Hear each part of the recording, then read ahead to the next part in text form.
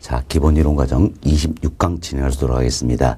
자, 26강 진행에 앞서서 문제 하나 풀어드리고 시작하도록 하겠습니다. 자, 여러분 교재 165페이지를 보세요. 네, 페이지 165입니다. 자, 165페이지 보시면 3번 문제가 나와 있어요. 자, 3번 문제 하나 풀어드리고 26강 진행해 드리도록 하겠습니다. 자, 3번 문제 한번 봅시다.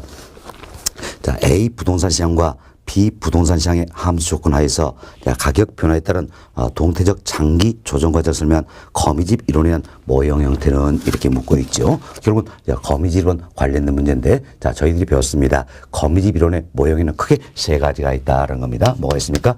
수렴형이 있지요. 그리고 발산형, 순환형이 있다. 이 중에 어디에 해당할 것인가, 이걸 묻는 문제예요. 묻는 문제인데, 자, 박스를 봅시다. 박스 보시면 A 부동산 시장, B 부동산 시장, 함수식이 주어졌다, 이렇게 보시면 되겠지요. 그럼 자, 먼저 기억번 A 부동산 시장입니다. 자, A 부동산 시장 이제 함수식이 주어졌는데, 먼저 자, 4P는 자, 800 마이너스 4QD다, 이렇게 주어져 있습니다. 자, 그리고 이제 3P는 자, 300 플러스 300 플러스 6QS다, 이렇게 A 부동산 시장에 대한 함수식이 주어져 있습니다. 이처럼 함수식이 주어진다면 기울기 값을 구해서 기울기 값을 비교해서 수렴형인지 발산형인지 순환인지 구별하라, 이런 문제예요. 우리는 이 주어진 함수식으로부터 기울기 값을 구해야 되겠습니다. 먼저 여기 보세요. 자, 이제 4P는 800 마이너스 4QD다 소개되어 있죠. QD가 뭡니까? 수요량이죠. 따라서 이는 어떻습니까? 수요 함수다, 이렇게 생각하시면 되겠습니다. 수요 함수식이다. 다음 여기 보세요. 3P는 300 플러스 6QS다 나와있죠. QS가 뭡니까? 공급량이에요. 따라서 이는 공급 함수식이다, 이렇게 보시면 되겠습니다. 그럼 처음 이제 우리가 수요 함수를 통해서 수요선의 기울기의 절대값을 구해내면 되겠지요. 다음 공급 함수를 통해서 공급선의 기울기 값을 구해서 양자를 비교한다라는 겁니다. 그럼 우리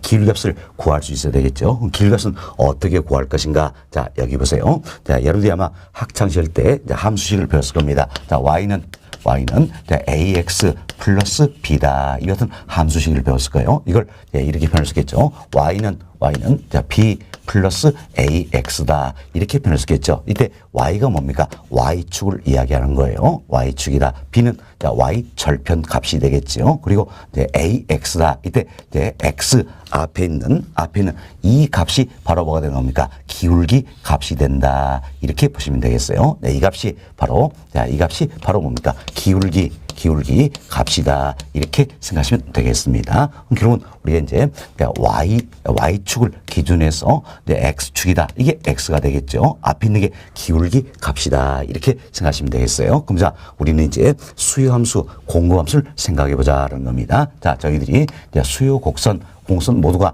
가격과 양과의 관계다. 그래서 Y축이 뭐가 됩니까? 가격이 되겠지요. X축은 양이다, 이렇게 보시면 되겠습니다. 그럼 자, 함수식에서 Y축 이 값이 바로 뭡니까? 수요함수 공급선 관련해서는 가격이 되겠지요. 가격. 그래서 이제 P는 자, 이제 B 플러스 A, 그리고 X축이 뭐가 됩니까? X축이 바로 양이 되겠죠.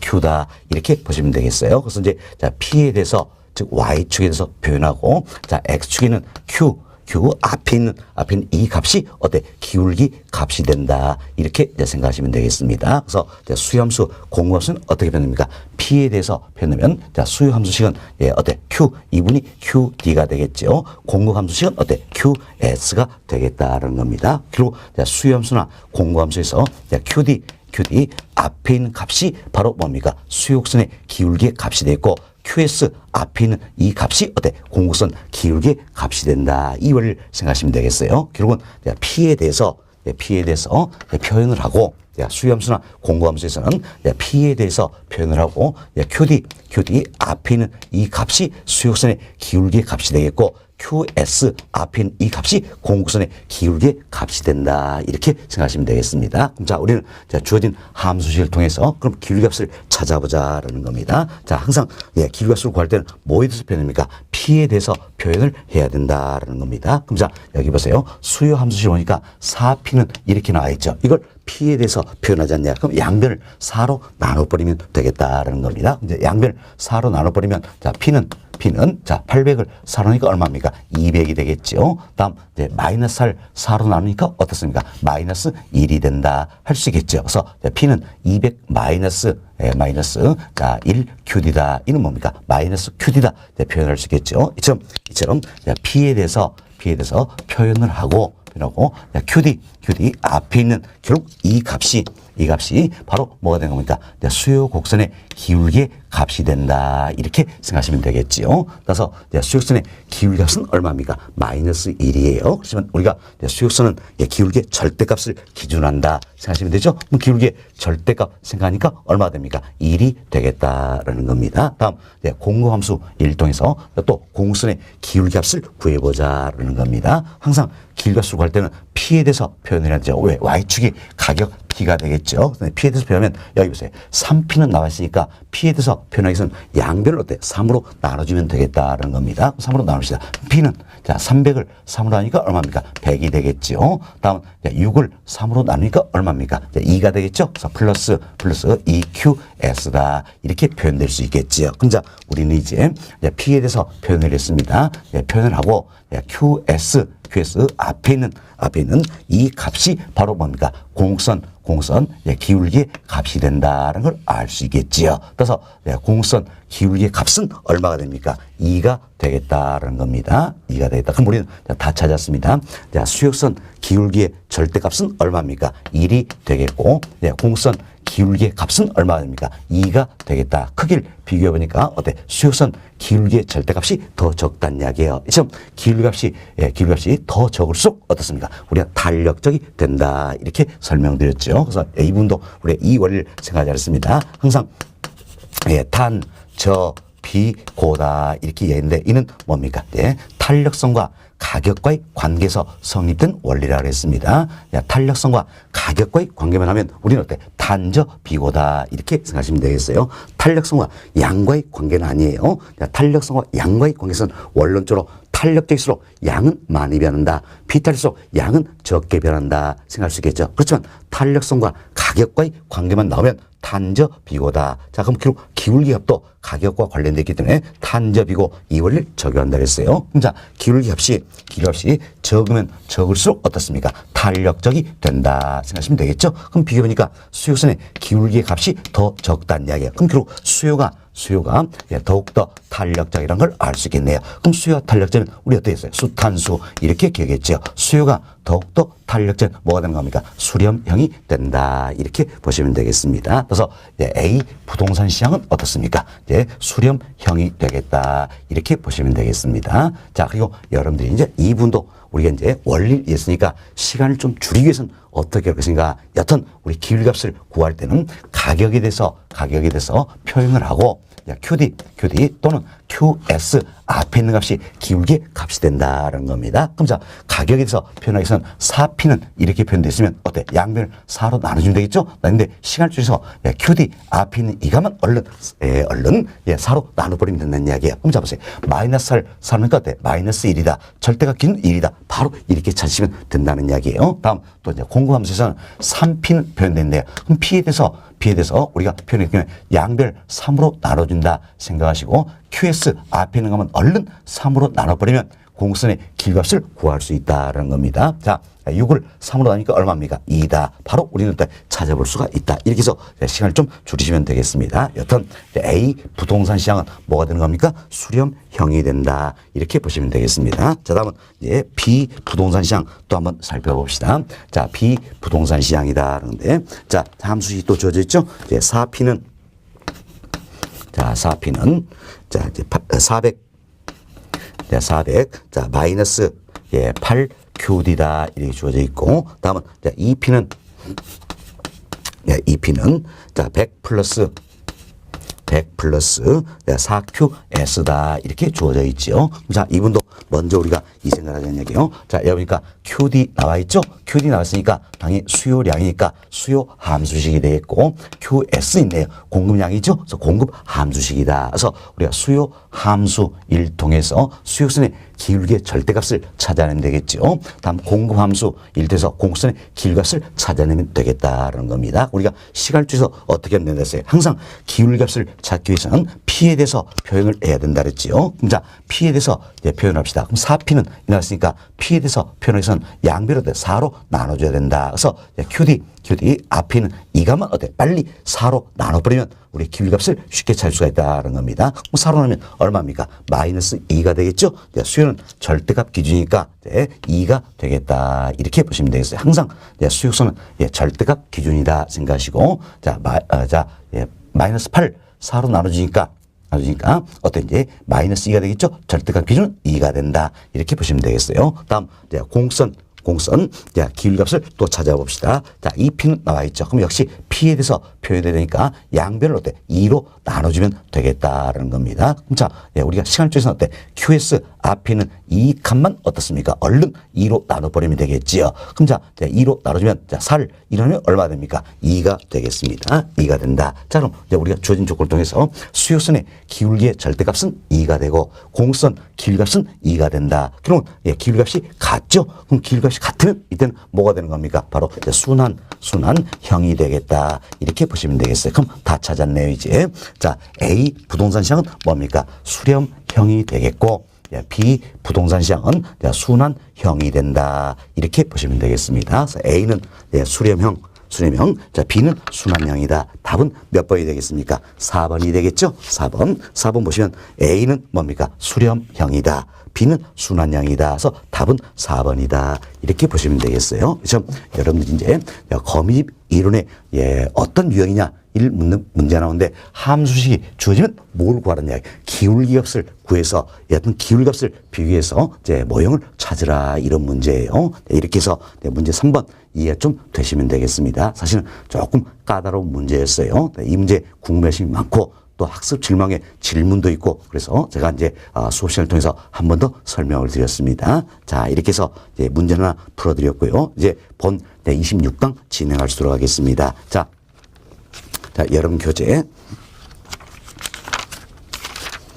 자, 193페이지입니다.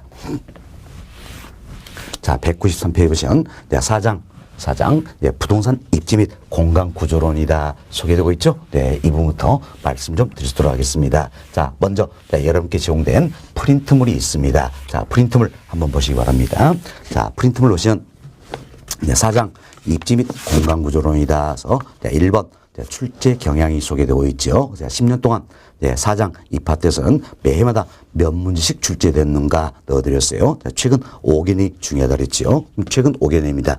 24회부터 28회 시험까지 본다면 적게는 어떻습니까? 2문제씩 출제가 되었죠. 그리고 많게는 어때? 6문제 이렇게 출제되었다라는 겁니다. 사실 24회 시험에 6문제인데 저도 깜짝 놀랐습니다. 이렇게 많은 문제가 나올 수도 있구나 한 생각을 했어요. 참 24회 시험에 6문제 참 많은 문제가 나오다 보니까 조금 여파를 받아서 25회 26회, 27회 이처럼 2문제씩 적게 출제했다 생각하시고 지난 28회 시험은 어때? 3문제 출제가 되었다라는 겁니다. 그리고 여러분이 보실 이번 29회 자격시험에도 3문제는 출제될 것이다. 이렇게 예상되는 영역입니다. 자, 이제 출제 문항수는 3문제지만 다소 어려움도 좀 반영이 돼 있어요. 그래서 설명을 잘 듣고 이해하시려고 노력을 좀 해보시기 바라겠습니다. 자, 다음 이제 2번 보시면 출제 빈도다. 이제 우리 교재는 1절부터 6절까지 6개의 절로 구성이 되어 있습니다.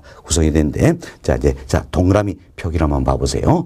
표기 보시면 대체로 이제 상에 일부가 몰려 있습니다. 이분이 어때? 우리 시험 집중적으로 출제된 영역이다라는 겁니다. 그래서 1절에 2번 챕터 지대 이론이다. 우리 시험 매해마다 빠지지 않고 꼬박꼬박 출제된 유형입니다. 다음 2절 도시 공간구조 이론이다. 그래서 자, 1번 챕터 버젯의 동심원 이론, 2번 챕터 호이트의 선형 이론, 3번 챕터 다핵심 이론, 이 세 가지를 모아가지고 도시 공간구조 이론 전체로 어때 꼬박꼬박 한 문제씩 또 출제되는 경향이 있다 생각하시고, 다음은 5절에 3번 챕터 상업 입지론이다. 이분도 최근 빠지지 않고 지속적으로 출제된 영역이다라는 겁니다. 결국 4장 입지 및 공간구조론이다. 여기서 중요한 건 딱 세 가지예요. 지대 이론, 그리고 도시 공간구조 이론, 다음 상업 입지론, 이 세 가지다. 이 세 가지가 반드시 정리되셔야 될 그와 같은 영역이다. 이렇게 생각하시면 되겠습니다. 그래서 본 기본 이론 과정도 이 내용을 중심으로 해서 여러분께 설명을 좀 드리도록 하겠습니다. 그리고 프린트물 다음 페이지 보시면 수험 전략과 학습 목표 나와 있죠. 이 부분도 한 번쯤 읽어보시기 바라겠습니다. 자, 이제는 1절부터 설명을 좀 드리도록 하겠습니다. 자, 여러분 교재 194페이지 보세요. 194페이지 자, 1절 지대 및 직가 이론이다. 나와 있죠.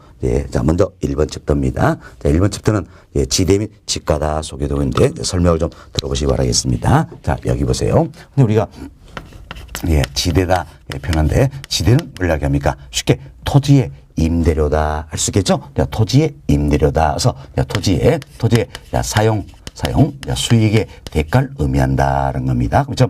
사용하고 수익하는 것은 어때? 일정 기간 동안이다 할 수 있겠죠. 따라서 지대는 유량의 개념이 되겠습니다. 유량의 개념이다. 플로우, 이런 의미가 되겠죠. 다음은 지가라는 게 있어요. 지가는 여기 보세요. 토지의 가격이다. 이렇게 생각하시면 되겠죠. 토지의 가격이다. 그래서 토지의 교환이란 대가다라고 보시면 되겠습니다. 따라서 교환은 어때? 일정 시점에 이루어진다는 걸 알 수 있겠죠. 저량의 개념이다. 스톡, 이렇게 생각하시면 되겠습니다. 자, 우리는 아주 고전적 의미의 지대인 사용수의 대가다. 다음 지가는 교환의 대가다. 설명을 좀 드렸습니다. 자, 다음은 지대와 직가의 관계에 대해서 말씀을 드리는데, 자, 우리는 이런 가정을 한번 하시도록 하겠습니다. 자, 여기에 이 토지가 있어요.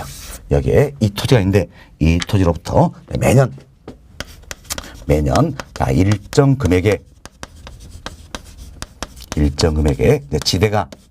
지대가 영구히 발생한다. 자, 이렇게 가정하는 겁니다. 이 가정을 들어버리면 내용이 달라지는 거예요. 자, 우리는 매년 일정의 지대가 영구히 발생한다. 이렇게 가정하겠습니다. 그럼 예를 들어서 이 토지로부터 매년마다 1,000만 원의 지대가 영구히 발생한다라는 겁니다. 그때 1,000만 원을 우리가 뭐라고 표현할 것인가 하는데, 자, 흔히 여러분들이 주변에서 매월 50만 원씩 연금 받는다. 이런 표현을 들어보셨을 거예요. 이때 연금이라는 게 있어요. 연금은 뭘 것인가? 매월 또는 매년 이처럼 매 기간마다, 일단 기간이 같아야 돼요. 기간이 같아야 된다. 매 기간마다 똑같은 금액을 내가 받거나 똑같은 금액을 지불하는 경우, 이때를 가려서 우리가 연금이다. 이렇게 이야기하는 겁니다. 연금. 그럼 자, 이 사례 보세요. 이 사례 매년마다 기간이 같죠. 다음은 1,000만 원씩 금액이 같다라는 이야기예요. 따라서 이때 1,000만 원 뭐가 되는 겁니까? 연금이다 할 수 있겠죠. 연금인데 이건데 영구히 발생한다는 참 영구히 발생하는 연금을 가리켜서 우리가 흔히 영구연금이다 이렇게 이야기합니다. 영구연금일 때 영구는 땡치리가 아니에요. 영구연금이다 이렇게 표현하는 겁니다. 그래서 매 기간마다 똑같은 금액이 발생이 된다냐. 이때 금액은 연금이 되는데 영구히 발생한다 해서 영구연금이다. 이렇게 이야기하는 겁니다. 그럼 자, 이것은 영구연금의 성격을 지닌 자산의 현재 가치는 어떻게 구할 것인가. 자, 영구연금의 현재 가치는 연금을 할인해주면 현재 가치를 구할 수 있다라는 겁니다. 자, 그럼 우리가 이제 이 사례를 보세요. 이 사례는 연금은 얼마입니까? 1,000만 원이지요. 1,000만 원이 바로 뭡니까? 지대다 그 이야기예요. 지대. 뭐 여하튼 지대를 할인을 해주면 현재 가치를 구할 수 있다는 겁니다. 자, 이 현재 가치가 바로 뭐가 되는 겁니까? 지가가 된다. 이렇게 보시면 되겠어요. 그래서 우리가 이제 매년 일정 금액의 지대가 영구히 발생한다. 이 같은 가정하에서는 자, 지대를 지대를 할인율로 할인한 값이 현재 가치인 지가가 된다. 이렇게 생각하시면 되겠습니다. 그럼 이때 할인율로는 뭘 사용할 것인가? 바로 할인율로는 투자자의 요구 수익률을 사용한다라고 보시면 되겠습니다. 이때 요구 수익은 저희들이 투자라는 편에서 더 자세히 배우실 거예요. 배우시는데 쉽게 이런 생각을 해봅시다. 자, 요구하는 수익의 비율이다. 누가 요구합니까? 투자자가 요구한다는 이야기예요. 자, 나는 반드시 10%가 있어야 투자하겠다. 그럼 투자자는 몇 프로를 요구합니까? 10%를 요구한다는 이야기예요. 이게 요구 수익률이다. 이렇게 생각하시면 되겠습니다. 그래서 자, 그럼 이제 할인율은 뭘 사용합니까? 투자자의 요구 수익률을 사용한다라는 겁니다. 그럼 쉽게 우리도 이런 생각을 해봅시다. 자, 지금 지대는 얼마입니까? 1,000만 원이에요.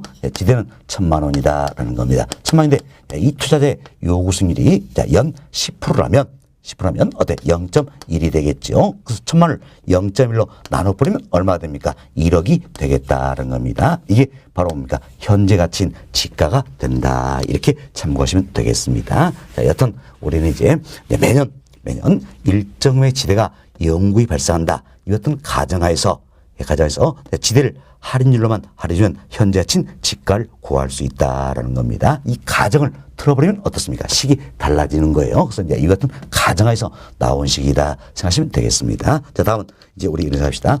다른 조건 다 일정합니다. 그럼 다른 조건 다 일정한데 오로지 여기는 지대만이 상승한다는 이야기예요. 그럼 지대가 상승하면 지가는 상승할까요? 하락할까요? 그렇죠? 상승한다 할 수 있겠습니다. 따라서 지대와 지가는 어떤 관계에 있습니까? 비례 관계에 있다는 걸 알 수 있겠죠. 지대와 지가는 비례 관계에 있다는 겁니다. 자, 다음은 다른 조건 일정합니다. 오로지 여기는 할인율만이 상승한다는 이야기예요. 할인율만 상승한다면 지가는 상승할까요? 하락할까요? 그렇죠? 지가는 하락한다는 걸 알 수 있겠지요. 따라서 할인율과 지가는 어떤 관계에 있습니까? 반비례 관계에 있다. 이렇게 생각하시면 되겠습니다. 자, 다음은 이제 위험이 커지면 클수록 보세요. 위험이 커지면 커질수록 지가는 상승할까요? 하락할까요? 여기서요. 위험이 커지면 클수록 투자자들은 어때? 더 많은 걸 요구하겠지요. 그래서 위험이 커질수록 요구 수익률은 어때? 상승한다는 이야기예요. 자, 생각해보세요. 위험이 커지면 클수록 투자자들은 어때? 더 많은 걸 요구한다는 이야기예요. 여기 때문에 위험이 클수록 투자자의 요구 수익률은 상승한다. 그럼 요구 수익률이 상승한다는 이야기는 결국 어때? 할인율이 상승한다 할 수 있겠죠. 왜? 할인율로 뭘 사용하기 때문에? 요구 수익률을 사용하기 때문이다. 그래서 위험이 커지면 커질수록 투자자가 요구하는 수익률은 높아진다. 그럼 요구 수익률이 상승하면 할인율이 상승하기 때문에 당연히 지가는 상승합니까? 하락합니까? 하락한다. 이렇게 보시면 되겠습니다. 자, 그리고 이분도 우리 원론적으로 설명했지만 아주 쉽게 또 이런 살 수 있어요. 자, 이 토지를 내가 가지고 있다냐? 가지고 있는데 이 토지로부터 위험 요인이 증가하면 증가할수록 이 토지의 가격은 높아질까요? 낮아질까요? 낮아지겠죠? 지가는 하락한다. 이렇게 아주 쉽게 생각을 하시면 되겠습니다. 자, 이렇게 해서 저희들이 이제 1번 챕터 설명은 다 드렸습니다. 다 드렸어요. 자, 교재 통해서 한 번 더 반복 학습할 수 있도록 하겠습니다. 자, 여러분 교재 보세요. 194페이지입니다. 자, 1번 챕터 양고래 1번 첫 번째로 한번 보세요. 자, 지대란 일정 기간 동안 토지의 사용성 대가를 의미하므로 지대는 사용 수익의 대가다. 아주 이게 고전적 의미의 지대가 되겠습니다. 자, 유량의 개념이다. 알 수 있겠죠? 유량 플로우의 개념이다라는 겁니다. 자, 그 아래 한 세 줄 내려 보세요. 내려보시면 중간쯤에 지가란 일정 시점에서 토지의 교환의 대가를 의미한다. 자, 지가는 토지의 교환에 대한 대가다 할 수 있겠죠? 그래서 이는 어때? 저량의 개념이다. 이렇게 용어 정리해 놓으시면 되겠습니다. 다음 양고래 2번 보세요. 이제 지대와 지가의 관계다 소개되고 있지요. 자, 첫 번째 봅시다. 매년마다 일정 금액의 지대가 영구히 발생한다 가정할 경우, 자, 우리 어떻게 가정했습니까? 매년마다 일정 금액의 지대가 영구히 발생한다. 이것은 가정을 했지요. 자, 이런 지대를 할인한 값, 이때 이 지대를 할인율로 할인한 값, 즉 지대의 현재 가치가 바로 뭡니까? 지가가 된다. 이렇게 보시면 되겠습니다. 지대를 할인율로 할인하면 지대의 현저하차 되겠죠? 이게 바로 뭡니까? 지가가 된다라는 겁니다. 그럴 중간쯤 할인율은 투자자에 뭘 사용한다? 요구수익을 사용한다라는 겁니다. 그래서 박스 보세요. 박스 보시면 이제 우리는 매년 일정맥 지대가 연구에 발생한다. 이것이 가정했을 때, 여튼 가정하에서 예, 지대를 할인율로 할인한 값이 뭐가 되는 겁니까? 지가가 된다. 이 식이 이제 박스에 들어있는 겁니다. 자, 동그라미 1번 봅시다. 자, 지대가 상승하면, 자, 이처럼, 예, 지대가 상승하면 지가는 어때? 상승한다. 그래서 지대와, 끝부분 보세요. 지대와 지가는 어떤 관계에 있습니까? 지대와 지가는 어때? 비례 관계에 있다. 이렇게 보시면 되겠죠. 동그라미 2번. 할인율이 상승하면 지가는 하락하며, 자, 할인율이 상승하면 지가는 어때? 하락했지요. 끝부분. 할인율과 지가는, 자, 할인율과 지가는 어때? 반비례 관계에 있다. 이렇게 생각하시면 되겠습니다. 동그라미 3번. 토지에 대한 위험이 증가할수록 지가는 하락한다. 설명했죠? 자, 위험이 증가할수록 지가는 어때? 지가는 하락한다. 이렇게 보시면 되겠습니다. 자, 이렇게 해서 1번 챕터 지대 및 지가 이 부분 설명을 다 드렸고요. 다음은 이제 이 지대 관련된 여러 가지 이론들이 있습니다. 이게 이제 2번 챕터 나와 있는 내용이고, 다음 지가 관련된 또 여러 가지 이론들이 있겠죠. 이게 3번 챕터에 나와 있는 내용들이에요. 그러나 우리 시험에서 더 중요한 건 뭡니까? 바로 2번 챕터에 나와 있는 지대 이론이다. 이렇게 보시면 되겠습니다. 지대 이론. 그래서 이처럼 이제 지대 이론도, 지대에 관한 이론도 여러 가지가 있어요. 그래서 우리 교재 6가지를 넣어드렸습니다. 먼저 리카도의 차액 지대설이다라는 게 있습니다. 두 번째로 튀넨의 위치 지대설이다. 다음 세 번째로 마르크스의 절대 지대설이다라는 겁니다. 다음 네 번째 파레토의 경제 지대설. 자, 다섯 번째 마샬의 준지대설. 자, 여섯 번째 알론소의 입찰 지대설이다. 자, 이외에도 지대 관련 이론들은 여러 가지 있겠죠. 그렇지만 우리 교재에는 제가 6가지를 넣어드렸습니다. 자, 이 6가지를 넣어드렸는데 이 6가지 지대 이론 중에서도 우리 시험 매해마다 빠지지 않고 나오는 단골 메뉴가 있죠. 바로 리카도의 차액 지대설입니다. 리카도의 차액 지대설, 그리고 튀넨의 위치 지대설, 마르크스의 절대 지대설, 이 분들이 우리 시험에서는 어때? 거의 빠지지 않고 출제되는 부분이다. 아주 중요하다 할 수 있겠죠. 그리고 이제 알론소의 입찰 지대설이나 알론소의 입찰 지대설, 다음은 파레토의 경제 지대설, 마샬의 준지대설, 이는 어떤 간혹 한 번씩 출제가 되고 있다. 이렇게 생각하시면 되겠습니다. 따라서 우리 시험에서 빠지지 않고 출제되고 있는 3가지. 자, 리카도의 차액 지대설, 튀넨의 위치해설, 마르크스의 절대설, 이 3가지를 본 기본 이론 과정에서 설명을 드리고, 심화 이론 과정에서는 이 3가지를 한 번 더 설명드릴 거예요. 그리고 파레토의 경제설, 마샬의 준지대설, 알론소 입찰설, 이분까지 모두 설명을 드린다 생각하시면 되겠습니다. 근데 이 3가지 특히 잘 이해를 좀 해주시기 바라겠어요. 그리고 지금부터 여러분들이 또 굉장히 또 어렵게 생각을 많이 합니다. 뭐 때문입니까? 바로 학자 이름들 때문이에요. 자, 여기 보시면 리카도, 튀넨, 마르크스, 파레토, 마샬, 알론소, 뭐 듣지도 보지 못한 이름들이 많이 나옵니다. 그러다 보니까 굉장히 어렵게 생각해요. 그렇지만 이름들 외우려고 생각하지 마세요. 생각하시고 또 이 이름들 외우면서 스트레스 받지 마시라는 이야기예요. 물론 지난 시험에는 이름을 한번 바꿔서 출제한 문제가 있었어요. 여기서는 아니지만 다른 파트에서 학자 이름을 바꿔가지고 문제를 출제하더라고요. 제가 깜짝 놀랐습니다. 정말 나쁜 새끼다 생각을 했습니다. 바꿀 게 없어 이름을 바꾸자는 이야기예요. 그렇죠? 그래서 지난 시험에 이렇게도 나왔지만 이름 신경 쓰지 마세요. 제가 계속 여러분께 리카도, 튀넨, 마르크스 이야기를 드리기 때문에 여러분이 외우려고 하지 않아도 8월, 9월쯤 되면 그때는 세뇌가 돼가지고 그렇구나 생각이 나실 거예요. 그래서 지금은 외우려고 생각하지 마시고 이론적으로 잘 이해를 좀 해놓으시면 되겠습니다. 자, 이제 하나씩 설명을 드립니다. 자, 먼저 리카도의 차액 지설 여기서부터 이야기를 드리도록 하겠습니다. 자,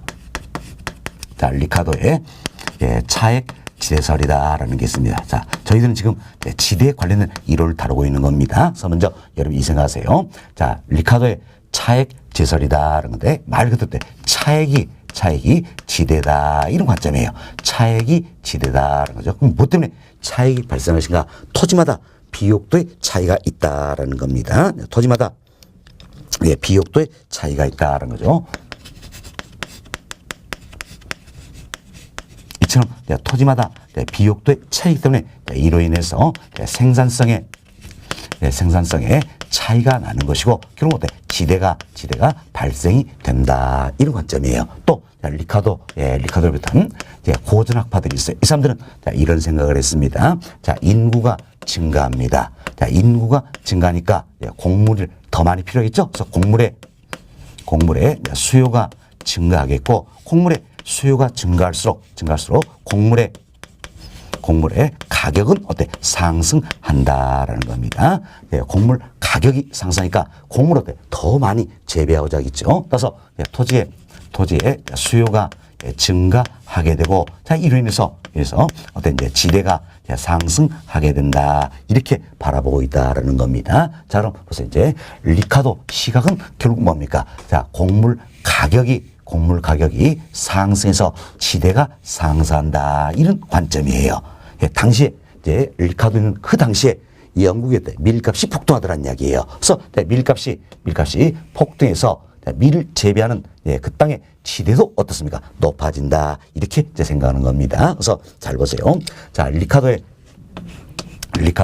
차액 제설이다. 이 견해에 따른다면 자, 지대가 상승해서 곡물가의 상승인데 아니란 이야기예요. 자, 지대가 상승해서 곡물가의 상승이 아니라 바로 뭡니까? 곡물 가격이 상승해서 지대가 상승한다. 이렇게 바라본다라는 겁니다. 보세요. 곡물 가격이 상승해서 지대가 상승한다는 겁니다. 그럼 보세요. 지주는 가만히 앉아 있었어요. 가만히 앉아 있었는데 곡물 가격이 뛰니까 덩달아 지대도 올라가더라라는 겁니다. 따라서 지대를 뭘로 볼 것인가? 바로 불로소득 이잉여로 바라보고 있다라는 겁니다. 이 지대를 불로소득이다. 결국 이잉여다. 이렇게 바라보고 있다라는 겁니다. 결국 리카도의 견해에 간다면 지대는 생산비 즉 비용이 아니란 이야기예요. 생산비 비용이 아니라 바로 뭐가 되는 겁니까? 불로소득 이잉여가 된다라는 겁니다. 뭐 때문입니까? 바로 곡물 가격이 상승해서 지대가 상승하기 때문이다라는 거죠.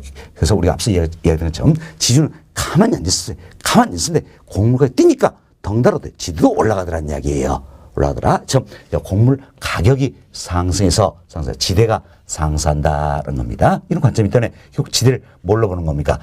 자, 불로소 이잉여로 바라보고 있다. 생산비 비용이 아니란 이야기예요. 아니다. 불로소 이잉여로 바라보고 있다는 겁니다. 따라서 지대는 자, 이 곡물 가격의 구성 요인이 될 수 있어요, 없어요? 없다. 이렇게 생각하시면 되겠습니다. 자, 다음 여기서 이처럼 자, 인구 증가하기 때문에 자, 곡물에 대한 수요가 증가하더라는 이야기. 그럼 곡물 더 많이 재배하고자 하겠죠. 곡물 더 많이 재배하고자 하는데 이때 비옥도가 아주 좋은 땅이 있더라는 이야기예요. 그럼 비옥도가 아주 좋은 땅인데 이를 리카도는 뭐라고 표현했느냐? 바로 리카도는 비옥도가 아주 좋은 땅을 우둥지 이렇게 표현했습니다. 우둥지 쉽게 이상하세요. 땅의 우등생이다.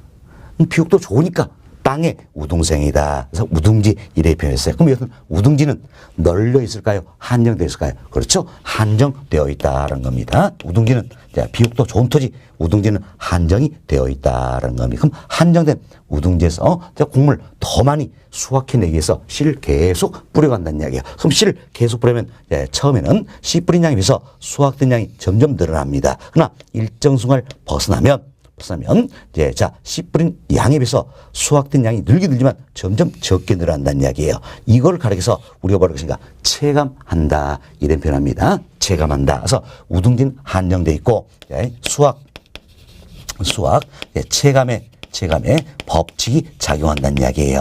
자, 이처럼 우등지는 안정이 돼 있고 수학 체감의 법칙이 장기 때문에 우등지만 가지고는 안 되겠다라는 이야기예요. 안 되겠다. 그래서 이제 우등지보다 비옥도가 낮은 땅을 개간을 하게 된다는 겁니다. 이를 가려서 열등지 이렇게 표현합니다. 열등지, 땅의 열등생이다. 땅의 열등생이다. 이렇게 생각하시면 되겠어. 그럼 자, 우등지와 열등지 안에는 어때? 비옥도의 차이가 있다라는 이야기예요. 자, 이래서 생산성의 차이가 발생하겠지요. 자, 먼저 우등지는 열등지에서 비옥도가 좋잖아요. 생산성이 높다라는 겁니다. 그래서 그림으로 우리가 이렇게 나타내 봅시다. 자, 우등지는 이처럼 생산성이 높다라는 겁니다. 생산성이 높다라는 이야기요. 반면 열등지는 자, 우등지에 비해서 비옥도가 더 안 좋잖아요. 그럼 생산성은 더 낮다는 걸 알 수 있겠지요. 열등지는 우등지에 비해서 생산성은 어떻습니까? 이렇게 더 낮다라는 겁니다. 낮다. 이때 경작은 강하지만 생산성이 가장 낮은 토지가 있다는 이야기야. 이걸 리카도는 최열등지다 이렇게 표현했습니다. 최열등지 또는 한계지다라는 이야기예요. 자, 한계지다. 그럼 잡으세요. 한계지, 즉 최열등에서 경작은 가능하다는 이야기예요. 이처럼 자, 경작이 가능하다는 이야기는 어떻습니까? 정상 이윤은 얻을 수 있다는 이야기. 자, 생각해보세요. 정상 이윤도 얻지 못한다면 경작할까 안 하겠죠? 그럼 경작은 가능한 이야기는 정상 이윤은 얻을 수 있다. 그러나 생산성이 가장 낮기 때문에 초과 이윤은 존재치 않는다는 이야기. 오로지 정상 이윤만 존재한다라는 겁니다. 우리가 이런 생각을 해봅시다. 자, 여기 보세요. 이제 곡물 가격이 있습니다. 곡물 가격에서 생산비를 빼준다는 이야기예요. 생산비를 빼준다. 이 값이 바로 뭐가 되는 겁니까? 초과 이윤이 된다. 할 수 있겠죠. 사실 정상 이윤은 경작에서는 비용에 다 포함시킵니다. 왜? 정상 이윤도 존재치 않다면 공급하지 않을 거란 이야기예요. 그래서 정상 이윤은 비용에 포함이 된다. 그래서 이 사례도 생산비 여기 어때? 정상 이윤은 반영이 돼 있는 겁니다. 여기에 반영이 돼 있다. 그래서 곡물 가격에서 생산비를 빼주면 어때?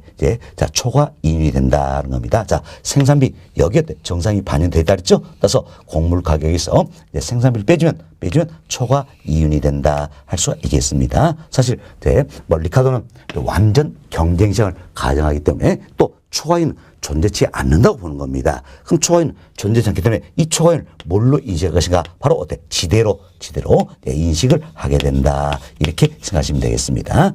지대로 인식한다는 겁니다. 자, 그럼 보세요.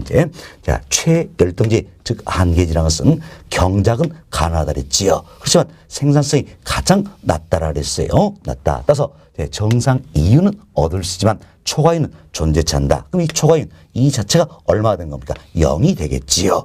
0이 되겠죠. 자, 그럼 초과이윤이 0이란 이야기는 결국 곡물 가격과 생산비가 어때? 같다란 이야기예요. 같다. 그래서 이때 곡물 가격, 즉 생산물 가격과 생산비가 같아져 버린다. 뭐 이 둘이 같으니까 어때? 초과이윤은 존재치 않는다 할 수 있겠지요. 초과이윤 존재한다. 않는다라는 겁니다. 따라서 지대는 얼마가 되는 겁니까? 지대는 0이 되겠다. 결국 지대가 발생이 된다, 안 된다? 안 된다. 이렇게 생각하시면 되겠습니다. 그래서 리카도 견다면 최열등지인 한계지는 경작은 가능하다 그랬어요. 그러나 생산성이 가장 낮은 토지다. 그래서 결국 곡물 가격과 즉 생산물 가격과 생산비가 같아져 버리고 지대는 어떻습니까? 0. 발생치 않는다. 이렇게 주장하고 있다는 겁니다. 그런데 최열등지는 이처럼 경작은 가능하지만 생산성이 가장 낮다라는 이처럼 생산성이 가장 낮은 토지다라는 겁니다. 가장 낮은 최열등지와 이 토지를 비교하는 겁니다. 항상 뭐가 비교합니까? 최열등지와 비교한다는 왜? 최열등지는 경작은 가능하지만 생산성이 가장 낮은 토지 때문에 최열등지에 비한다. 그럼 자, 보세요. 우리 먼저 여기는 열등지와 뭘 비교합니까? 최열등지 이걸 비교한다는 이야기예요. 비교해서 생산성의 차이가 있겠지요. 차이가 바로 이 분이 이 크기가 어때? 생산성의 차이가 된다는 겁니다. 이게 바로 열등지를 가져온 지주에게 귀속된 지대가 된다는 겁니다. 또 우등지입니다. 자, 우등지도 역시 뭐과 비교합니까? 최열등지와 비교한다. 항상 이 토지들과 뭘 비교합니까? 최열등지를 비교한다. 이렇게 생각하시면 되겠습니다. 자, 그럼 이제 우등지도 역시 최열등지. 자, 보세요. 열등지도 뭐과 비교했습니까? 최열등지와 비교했죠? 다음 우등지도 뭐과 비교합니까? 최열등지와 비교한다. 그래서 우등지의 생산성과 최열등지의 생산성을 비교하자. 자, 차이가 바로 이 부분이 되겠지요. 이 부분이 되겠다. 이 차이가 바로 뭡니까?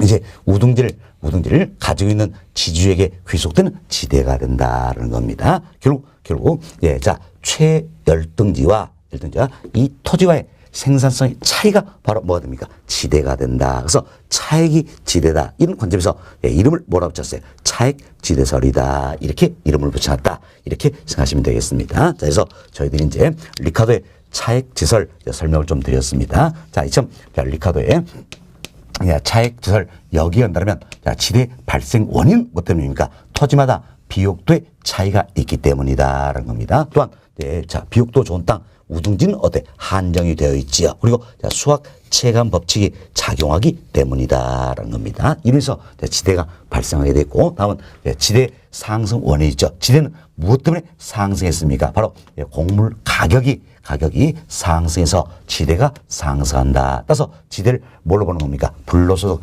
잉여로 바라보고 있다는 겁니다. 다음 최열등지인 한계지에서는 어때?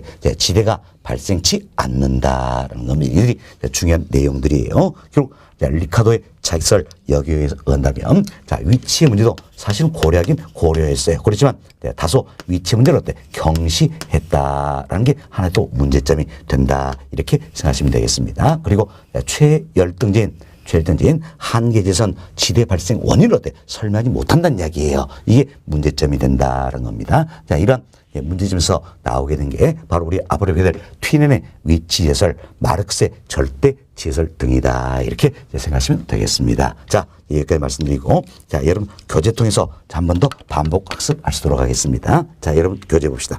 194페이지예요. 하단에 2번 챕터 지대 이론이다. 소개되고 있죠? 너무너무 중요한 부분이에요. 별표 5개 해놓으시기 바라겠습니다. 매해마다 출제가 되고 있다는 겁니다. 자, 양월 1번. 자, 리카도의 차액제설이다라는 건데, 첫 번째로 봅시다. 자, 리카도는 토지 비옥도가 지대를 결정하게 되는데, 지대가 발생한 이유는 비옥한 토지량이 상대적으로 희소하다는 이야기야. 자, 비옥한 토지다. 뭡니까? 우등지는 어때? 한정되어 있다. 그래서 예, 자, 비옥한 토지 양이 상대적으로 희소하다라는 겁니다. 또한 토지의 수학 체감의 법칙이 작용하고 있기 때문이다라는 겁니다. 다음 페이지 봅시다. 첫 번째를 자, 즉 토지 비옥도의 차이 및 비옥한 토지 한정 수학 체감 법칙의 작용을 어때? 지대 발생 원인으로 봤다. 결국 리카도 한다면 지대 발생 원인이 뭡니까? 토지마다 비옥도의 차이가 있다. 다음은 비옥한 토지 우등지는 한정이 되어 있다. 수학 체감 법칙이 작용한다. 이들 지대 발생 원인으로 보고 있다라는 겁니다. 다음 박스 보세요. 박스 보시면 토지의 비옥도의 차이가 있다는 거죠. 이래서 생산성의 차이가 나고 지대를 발생케 한다는 겁니다. 다음 인구가 증가합니다. 인구가 증가할수록 곡물의 수요가 증가하겠지요. 이래서 곡물의 가격이 상승한다는 겁니다. 그래서 토지에 대한 수요가 증가하고 지대가 어때? 상승하게 된다는 겁니다. 동그라미 1번 봅시다. 자, 곡물 수요 증가가 재배 면적 확대가 되며 이 경우 비옥도와 위치에 있어서 우등지와 열등지가 발생한다는 겁니다. 결국 우등지와 열등지 안에는 어때? 비옥도 차이가 있다는 이야기죠. 다음 주 봅시다. 지대는 한계지를 기준하여 자 보세요. 한계지는 최열등지죠. 자, 이를 기준으로 해서 이보다 생산력이 높은 토지의 대가를 말한다는 이야기예요. 자 보세요. 자, 최열등지는 한계지를 기준해서 자, 생산이 높은 토지의 대가 이 분이 바로 뭐가 되는 겁니까? 지대가 된다. 그 이야기예요. 동그라미 2번 한계지란 최열등이라는데 경작된 토지 가운데 생산성이 가장 낮은 토지를 말한다 그랬지요. 자, 이런 한계지에서는 생산물 가격과 생산비가 일치하므로 이처럼 생산물 가격, 곡물 가격이죠. 생산물 가격과 생산비가 어때? 일치한다.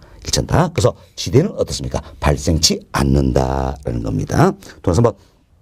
자, 이처럼 어떤 토지의 지대는 그 토지의 생산성과 한계지의 생산성과의 차이에 의해서 결정된다는 겁니다. 자, 보세요. 열등지, 이 같은 경우에는 어떤지 열등지의 생산성과 최열등지의 생산성과의 차이 여기에 의해서 어때 결정이 된다. 자 보세요. 우등지는 어떻습니까? 자, 우등지의 생산성과 최열등지의 생산성 차이 여기에 의해서 결정이 되어진다라는 겁니다. 따라서 리카르도 지대를 우리가 뭐라 표현합니까? 차액지대다 이렇게 표현해요. 차액이 지대라서 차액지대다 이렇게 표현하는 겁니다. 다음 동그란 4번 보세요.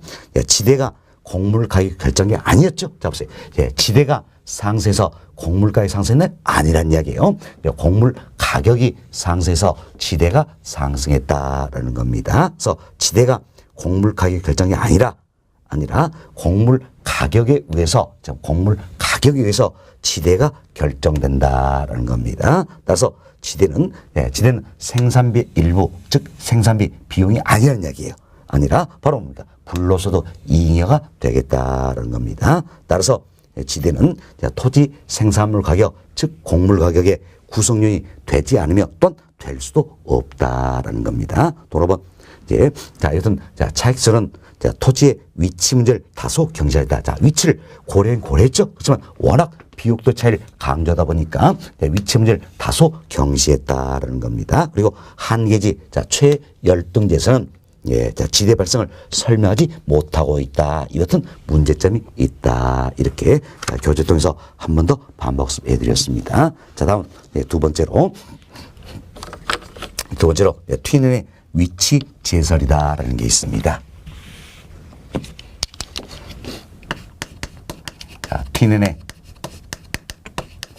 위치 지대설이다는데 여기서 설명을 좀 먼저 드리도록 하겠습니다. 먼저 튀네는 고립국이라는 책을 썼습니다. 아주 유명한 책이에요. 입지론의 시초다 할 수 있는 아주 유명한 책이 되겠습니다. 이 고립국이라는 책을 썼는데 자 보세요. 고립국이다. 이건 뭘 할 겁니까? 바로 고립된 나라다 그 이야기죠. 고립이 됐으면 외부와 어때? 완전히 단절이 되어 있다 할 수 있겠죠. 그래서 튀네는 외부와 완전히 단절된 원형 모양의 하나의 도시를 상징합니다.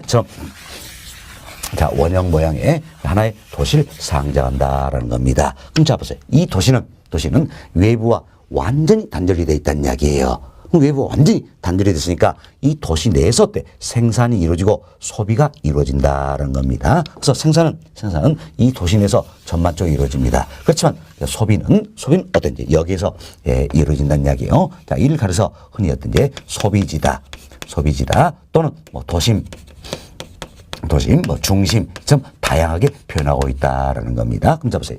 여기에서 생산할 수 있겠죠. 왜? 생산은 도시 전체에서 이루어지니까. 생산할 수 있죠. 그럼 소비는 어때? 여기서 이루어진다는 이야기. 자, 여기서 생산할 수 있겠죠. 소비는 어때? 여기서 이루어진다. 이렇게 생각하시면 되겠습니다. 자, 보세요. 이제.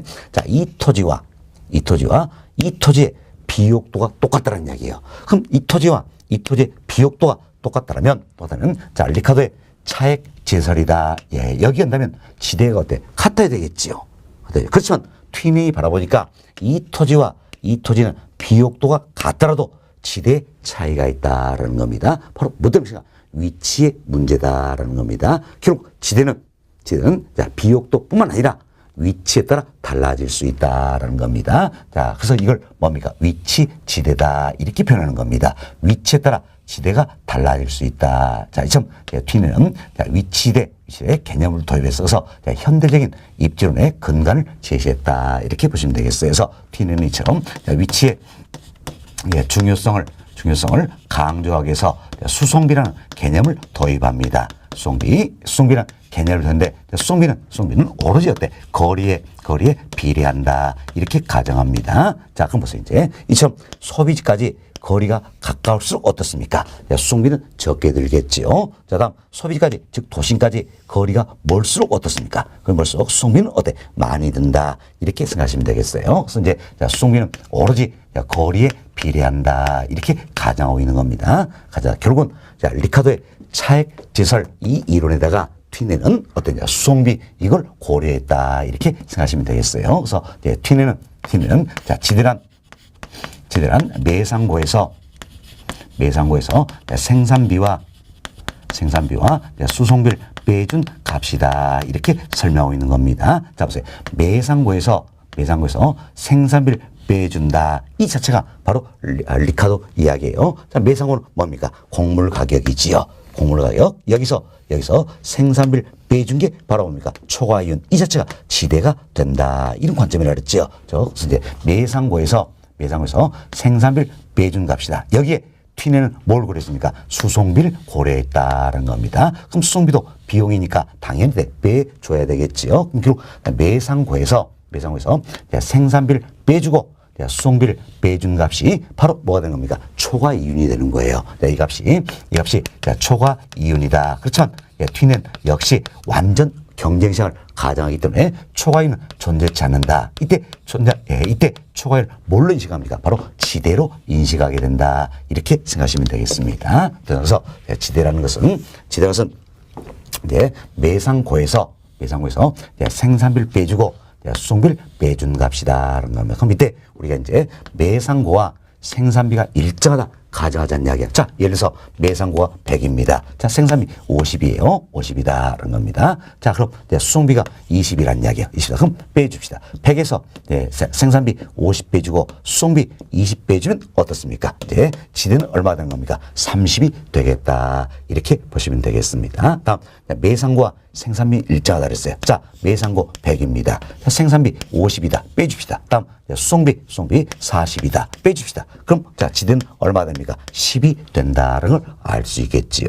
됐습니다. 자, 그럼 여기 보세요. 참 매상고와 생산비가 일정하다면 결국 지대는 뭐에 결정됩니까? 바로 수송비 여기에서 결정되어진다는 걸 알 수 있겠죠. 그래서 지대는 자, 뭐에 결정됩니까? 수송비 여기에서 결정이 되어진다. 이렇게 보시면 되겠습니다. 그럼 자, 여기 보세요. 이제 도심에 가까울수록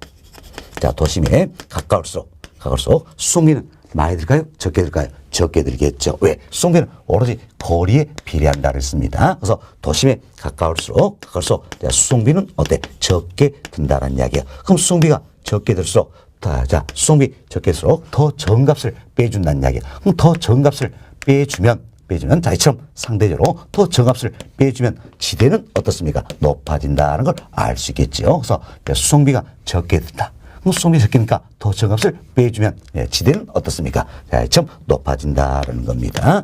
지대가 높아진다는 거예요. 그럼 이때 뒤에는 토지와 자본은 대체 관계에 있다. 가정하는 겁니다. 그래서 이때 토지 이용과 자본 이용을 어떻게 할 것인가 한번 생각해 봅시다. 자, 보세요. 이용자 입장에서는 토지와 자본은 대체 관계이기 때문에 뭘 이용합니까? 상대적으로 싼 걸 이용한다는 이야기예요. 상대 싼 걸 이용한다. 그럼 보세요. 지대가 상승할수록 상대적으로 싸다 느끼는 건 토지일까요? 자본일까요? 그렇죠? 자본이다라는 겁니다. 왜? 토지 이용이 들어가서 지대를 지불하는데 지대가 어때? 상승할수록 비싸다 느껴지겠지요. 싼 게 자본이다. 그래서 이때는 토지 이용을 줄이고 상대 싸다고 생각할 때는 자본을 어때? 많이 쓰겠다. 자본 이용을 늘린다는 이야기예요. 자, 이와 같은 우리가 토지 이용을 뭐라고 표현할 것인가? 자, 보세요. 토지 이용을 줄인다 그랬어요. 그럼 토지를 어때? 적게 쓴다는 이야기예요. 그리고 여기에 자본을 몽땅 투입시킨다는 이야기예요. 이와 같은 토지용을 우리가 집약적 토지를 집약해서 쓴다는 이야기예요. 집약적 토지용이다. 이렇게 이야기하는 겁니다. 이를 우리가 이제 집약적 토지용이다. 당신은 농업사니까 집약적 농업이 이루어진다라고 설명하는 겁니다. 다음은 도심에서 멀면 멀수록, 즉 외곽으로 가면 갈수록 어때? 수송비는 많이 든다 할 수 있겠죠. 왜? 수송비는 오로지 거리에 비례한다 그랬습니다. 그래서 왜 갈수록 수송비가 많이 든다. 그럼 수송비가 많이 들수록 더 많은 값을 빼준다는 이야기예요. 빼주면 지대는 높아질까요? 낮아질까요? 낮아지겠죠. 자, 그럼 이 사례 보세요. 수송비가 더 많이 든다는 이야기. 더 많이 들면 더 많은 값을 빼주면 지대는 어떻습니까? 이처럼 더 낮아진다 알 수 있겠지요. 그래서 수송비가 많이 들수록 지대는 낮아진다라는 이야기예요. 그럼 지대가 낮아지면 낮을수록 상대적으로 싸다 느끼는 건 토지입니까? 자본입니까? 그렇죠? 토지가 더 싸다라고 느껴지겠죠. 따라서 이때는 토지의 이용을 늘리고 자본의 이용을 줄이게 된다는 겁니다. 그럼 자, 토지 이용을 늘리는 이야기는 뭡니까? 토지를 더 넓게 쓰겠다는 이야기예요. 토지를 더 넓게 쓰겠다. 이 같은 토지 이용을 우리가 뭐라고 했으니까 조방적 토지 이용이다. 이렇게 이야기해요. 조방적 토지 이용이다. 이렇게 표현하는데 사실 이런데 이제 이런 표현 들어보셨어요. 가축을 방목한다. 들어보셨죠? 방목 이게 뭡니까? 넓은 벌판에서 기른다는 이야기예요. 토지를 넓게 쓴다 그 이야기죠. 그래서 토지를 넓게 쓰겠다. 이걸 어때? 조방적 토지용이다 이렇게 이야기하는 겁니다. 당신은 농업사니까 조방적 농업이 이루어진다라는 겁니다. 이처럼 자 도심으로 가면 갈수록 수송비가 적게 들기 때문에 지대는 높아진다는 거죠. 그래서 자 토지 이용을 줄이고 자본의 이용을 늘리는 집약적 농업이 이루어지는 것이고 외곽으로 갈수록 즉 도심에서 멀어질수록 수송비가 증가한다는 이야기예요. 수송비가 증가해서 지대가 낮아지더라라는 겁니다. 그래서 이때는 토지 이용을 늘리고 자본의 이용을 줄이는 조방적 농업이 이루어진다는 겁니다. 일터에서 우리는 많은 걸 정리할 수가 있다는 겁니다. 자 먼저 여기 보세요. 자 수송비가 적게 들수록 지대는 어때? 높아지죠. 수송비가 많이 들수록 지대는 낮아진다 할 수 있겠죠. 따라서 수송비와 자, 지대는 어떤 관계에 있습니까? 반비례 관계에 있다. 이렇게 보시면 되겠지요. 보시면 되겠어요. 자, 그럼 우리 또 이렇게 합시다. 자, 우리 시험에서 이런 걸 많이 물어봅니다. 자, 도심을 멀어질수록 즉 외곽일수록 수송비는 어떻습니까? 증가한다. 지대는 어때? 지대는 감소한다. 이런 걸 많이 물어보는 겁니다. 그럼 우리 이분도 상식적으로 생각하자는 이야기야. 자, 보세요. 외곽을 갈수록 수송비는 어떻습니까? 많이 들겠지요. 또 외곽을 갈수록 어때? 지대는 낮아진다. 이렇게 상식적으로 생각하시면 되겠어요. 그래서 외곽을 갈수록 즉 도심이 멀어질수록 수송비는 증가한다. 지대는 어떻습니까? 지대는 하락한다. 이렇게 상식적으로 생각하시면 되겠습니다. 다음 여기 보세요. 이제 보세요. 수송비가 적게 든다는 이야기. 참 수송비가 적게 든다는 이야기는 결국 뭡니까? 수송비의 전략분이 많다라는 이야기야. 그럼 수송비의 전략분이 많기 때문에 지대는 어때? 높아진다는 이야기야. 다음 수송비가 많이 들수록 수송비의 전략분은 어때? 적다라는 이야기예요. 따라서 지대는 낮아진다 할 수 있겠죠. 결국 튀낸다면 지대를 뭘로 설명하고 있는 겁니까? 바로 수송비의 전략분이다라는 겁니다. 그래서 수송비 전략분이 많을수록 지대는 높아지고 수송비 전략분이 적을수록 지대는 낮아진다. 결국 지대는 뭡니까? 수송비 전략분이다라는 겁니다. 다음 여기 보세요. 이제 요시안 자 튀내낸다면 도심으로 가면 갈수록 지대가 높아진다는 이야기예요. 그래서 토지 이용을 줄이고 오히려 쌓아서 때는 자본의 이용을 늘린다. 이 같은 상을 우리가 설명을 할 수가 있다라는 겁니다. 다음 그래서 이제 도심으로 가면 갈수록 집약적 농업이 이루어지죠.